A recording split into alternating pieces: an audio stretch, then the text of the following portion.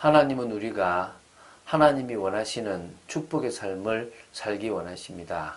그것은 먼저 우리가 복음으로 원래 인간의 모습을 계속 회복해 나가는 것입니다. 말씀을 마음에 담는다면 우리는 누구보다도 하나님과 통하는 하나님의 은혜 속에서 성령의 역사를 체험하는 사람이 되어질 줄로 믿습니다. 사단은 우리가 구원도 모르고 은혜도 모르고 전도의 축복도 모르고 살아가기를 원합니다. 오늘 우리가 복음 속으로 깊이 들어가는 중에 하나님과 사실적으로 소통되는 참 축복을 누리게 되기를 바랍니다. 그 축복 속에 있는 여러분 되시기를 주 예수 그리스도 이름으로 축원드립니다. 사도행전 21장 7절부터 16절을 봅니다. 사도행전 21장은 이제 밀레도에서의 그 설교가 끝나고 나서 예루살렘까지 가고 예루살렘에서 있었던 일들을 기록하고 있습니다. 그 중에 1절부터 6절까지는 밀레도에서 두로까지 오는 길을 봤고요. 오늘 7절부터 16절까지는 이제는 이 두로에서부터 이 예루살렘까지 가는 길들을 보고 있습니다. 그 길들을 통하여 바울은 전도자의 삶을 계속 살아나갑니다. 가는 곳 조금 시간이 있을 때마다 그 지역에 있는 교회의 형제들에게 은혜를 나누고요. 그러면서 자신의 어떤 분명한 방향들을 늘 확인하고 있습니다. 오늘 그 부분을 오늘 한번 또 보도록 하겠습니다. 제 21장 7절 8절을 먼저 보겠습니다. 두로를 떠나 항해를 다 마치고 돌레마이에 이르러 형제들에게 안부를 묻고 그들과 함께 하루를 있다가 이튿날 떠나 가이사라에 이르러 7 집사 중 하나인 전도자 빌립의 집에 들어가서 머무르니라. 자, 지금 두로에서 돌레마이까지는요, 약 한 30km 정도 떨어진 거리입니다. 이 돌레마이는요, 구약시대의 악고라고 불리는 곳이었습니다. 사사기 1장 31절에 나오는 그곳인데요.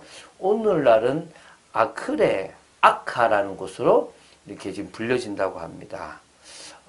이 프톨레미 2세가, 이 2세를 기념하기 위해서 사실은 이 붙여진 이름이 돌레마이라고 합니다. 그래서 이게 지금 지중 해변에 위치한 도시로서요. 팔레스타인 해안에서 가장 뛰어난 항구라고 보면 되겠고요. 베니게 가운데 가장 남쪽에 있는 항구라고 봐도 됩니다. 자, 그리고 이 돌레마이에도요, 두로처럼 신앙 공동체가 있었습니다. 그래서 돌레마이에 이르러서 형제들에게 안부를 묻고 그들과 함께 하루를 있었다고 합니다. 중요한 말씀들을 증거하는 축복을 누렸다고 보시면 되겠죠. 그리고 이제 다음날 바울과 일행들은 이 돌레마이를 떠나서 어디 갑니까? 가이사라에 이르게 됩니다. 이 돌레마이에서 가이사라까지는 육로로 한 50에서 60km 정도가 떨어져 있다고 합니다. 하루에 걷기에는 좀 먼 거리로 봐야 되겠죠. 그죠? 그러나 이 거리를 이렇게 오게 된 거죠.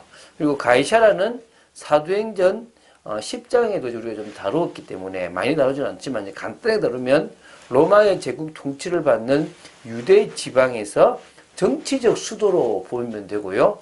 총독이 거주하고 있었던 곳이고요.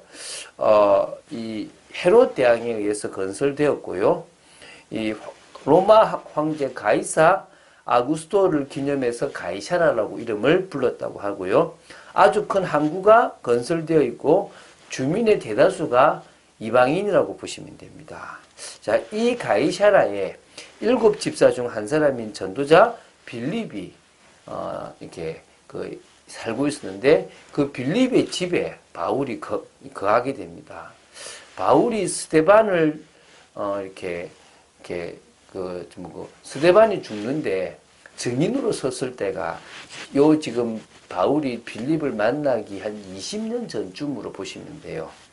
그러면 그때 스데반의 환란으로 빌립도 흩어졌습니다. 그때 얼마나 사실 바울이 정말 싫었겠습니까? 그 자기와 같이 집사가 됐던 스데반이 그죠? 순교하게 됐으니까 그죠? 근데 그 때문에 빌립은 사마리아의 복음을 전했습니다. 그게 이제 사도행전 8장 5절부터 8절에 나오고요. 그리고 에디오피아 네시에게 복음을 전합니다. 그게 8장 26절부터 39절에 나오고요. 아소도와 가이샤라 사이에 있는 모든 해안 도시들에게 복음을 전하면서 가이샤라로 와서 정착을 하게 됩니다. 아마 여기서 지금 뭡니까? 교회를 세웠던 인물이 빌립이지 않겠습니까? 지금 20년 만에 그런 바울이 소문을 듣고 있었겠지만 만나게 된 것이고, 참 귀한 어떤 전도자라고 생각을 했지 않겠습니까? 그래서 자기 집으로 초청해서 지금 바울과 바울 일행을 대접했다고 보시면 되겠죠. 자, 21장 9절입니다. 그에게 딸릿이 있으니 처녀로 예언하는 자라. 지금 빌립의 딸 4명을 소개하는데요. 단순히 미래 사건을 어떤 예언하는 것이 아니라 바울이 다른 은사보다 높게 평가한 예언의 은사, 그 은사를 가진 자들이 누구였단 말이죠? 바로 이 4명의 이 딸이었습니다. 아마 빌립이 세운 교회를 돕는 사역자로서 여선지자의 역할을 감당하지 않았겠나고 봅니다. 제 10절, 11절입니다. 여러 날 머물러 있더니 아가보라 하는 한 선지자가 유대로부터 내려와 우리에게 와서 바울의 띠를 가져다가 자기 수족을 잡아 메고 말하기를 성령이 말씀하시되 예루살렘에서 유대인들이 이같이 이 띠 임자를 결박하여 이방인의 손에 넘겨주리라 하거늘. 여러 날은요, 대략 한 5일 정도로 보고 있습니다. 그동안에 정말 깊이 있는 교제들을 쭉 하고 있었고요. 이때 유대로부터, 유대란 말은 이 남유다를 말하죠. 그곳에서부터 이제 뭡니까? 한 선지자가 오는데, 그 선지자가 누구냐면 바로 바로 아가보라고 보시면 됩니다. 이 아가보라는 인물은 사도행전 11장에서 앞으로 흉년이 들 거다라는 예언을 해서 한 언제입니까? AD 46년쯤에 그 성취된 것들을 이렇게 봤지 않습니까? 그렇죠? 그래서 바울도 아는 사람인데 이곳으로 지금 이제 오게 되었고요. 와서 그 바울 일행한테 와서 바울의 띠를 가져다가 자기 수족에 메고 이제 말하기를 성령이 좀 이때 보면 꼭 좀 무속인 같은 느낌도 들어요. 어쨌든 이때 성령이 했다고 하시죠, 그죠? 예루살렘에서 유대인들이 이같이 이 띠 임자를 결박하여 이방인의 손에 넘겨줄 것이다라는 예언을 하죠. 이 예언대로 바울은 예루살렘에서 잡히고 로마까지 가게 됩니다. 사실은 그게 하나님께서 로마 복음화를 하기 위한 하나의 과정이고 섭리였다라고 봐야 되겠죠, 그죠?